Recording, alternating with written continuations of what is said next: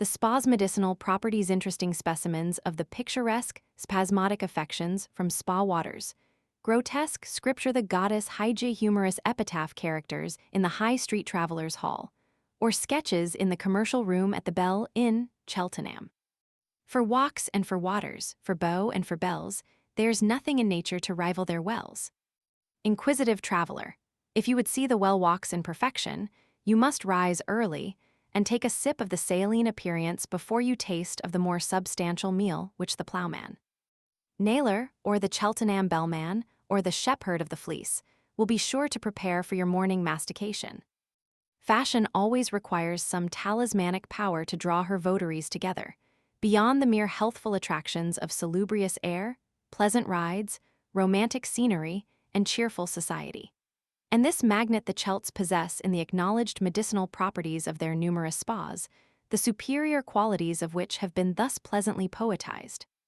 They're a healthful and harmless and purgative potion, and as purely saline as the wave of the ocean, whilst their rapid effects like a hush. Never mind, we'll leave their effects altogether behind.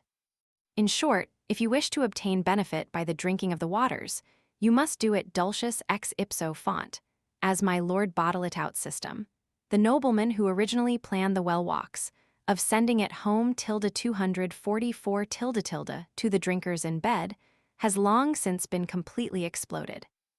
While, on the other hand, its rapid effects have been very faithfully delineated by my friend Transit's view of the royal wells, as they appeared on the morning of our visitation, presenting some very interesting specimens of the picturesque in the Cruikshank style, actually drawn upon the spot, and affording to the eye of a common observer the most indubitable proofs of the active properties of the sulfate of soda and oxide of iron and gases that none but the muse of a Byron would attempt to describe in the magic of sound, lest it made a report ere he'd quitted the ground.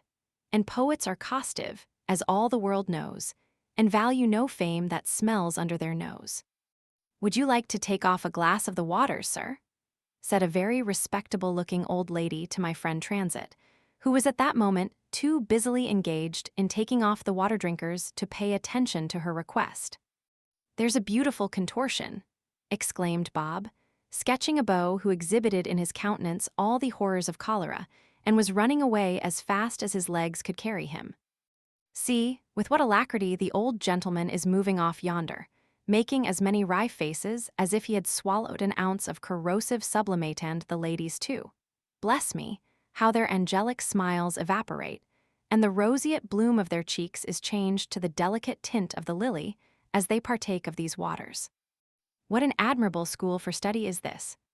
Here we can observe every transition the human countenance is capable of expressing, from a ruddy state of health and happiness to one of extreme torture, without charging our feelings with violence, and knowing that the pains are those of the patient's own seeking, and the penalties not of any long duration.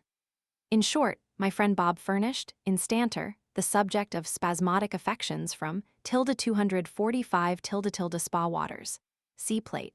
Certainly one of his most spirited efforts. But we must not pass by the elegant structure of Montpelier Spa, the property of Pearson Thompson, Esquire, whose gentlemanly manners, superior talents, and kind conduct have much endeared him to all who know him as an acquaintance, and more to those who call him their friend. Passing on the left-hand side of the upper well walk, we found ourselves before this tasteful structure, and were much delighted with the arrangement of the extensive walks and grounds by which it is surrounded, a health-inspiring spot, and as we are told, where Thompson's supreme and immaculate taste has a paradise formed from a wilderness waste, with his walks rectilineous, all sheltered with trees that shut out the sunshine and baffle the breeze, and a field where the daughters of Aaron 12 may roam in a fence of sweetbriar and think they're at home.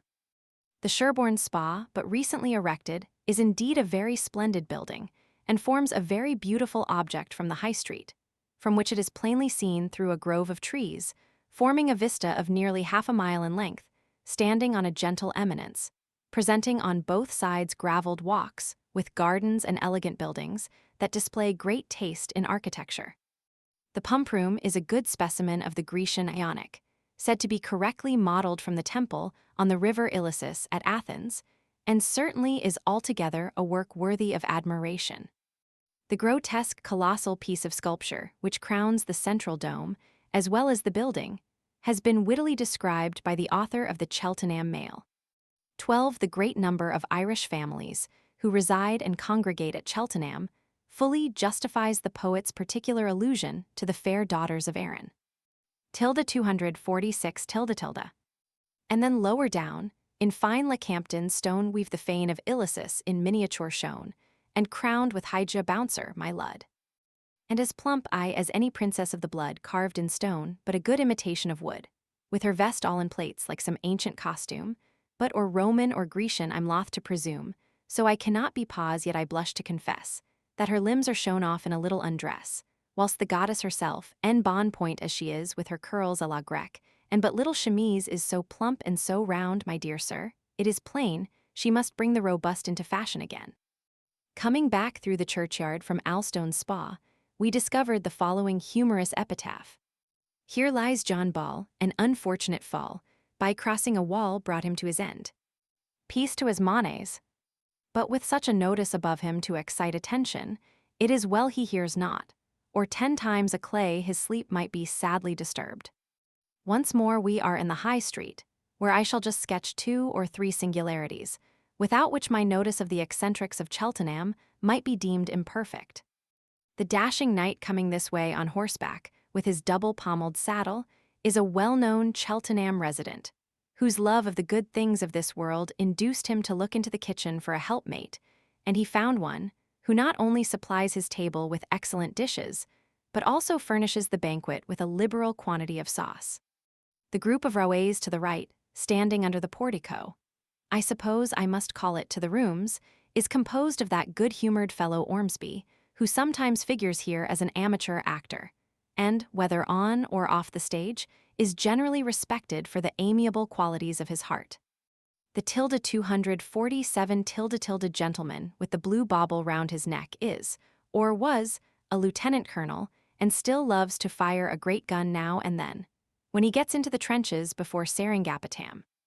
But I must leave others to unriddle the character, while I pay my respects to another military hero, who is no less famous among the Celts for his attachment to the stage Lieutenant Colonel B******, LL, of whom it would be difficult for anyone who knew him to speak disrespectfully.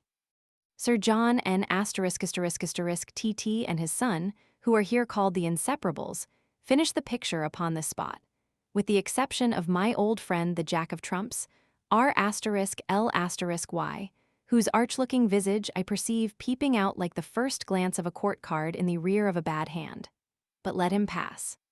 The mirror of the English spy reflects good qualities as well as bad ones, and I should not do him justice if I denied him a fair proportion of both. Descending to observe the eccentrics in a more humble sphere, who can pass by the dandy candy man with his box of sweetmeats, clean in person as a new penny, and his sturdy figure most religiously decorated with lawn sleeves, and a churchman's tablier in front, while his ruddy weather-beaten countenance and hairy foraging cap give him the appearance of a Scotch Presbyterian militant in the days of the Covenanters. Then, too, his wares cure all diseases, from a ravaging consumption to a frame-shaking whooping cough, and not unlikely are as efficacious as the nostrums of the less mundivagant professors of patent empiricism. Of all men in the world your coach Cad has the quickest eye for detecting a stranger and, who but Sam Spring, the box-book keeper of Drury Lane, whose eternal beau has grown proverbial, could ask an impudent question with more politeness than Mr. Court, the chargé d'affaires in the High Street, for the conflicting interests of 100 coach proprietors. 1. Do you travel today, sir? Very happy to send for your luggage. Go by the early coach, sir. Our porter 248 shall call you up. Only let me put you down at our office.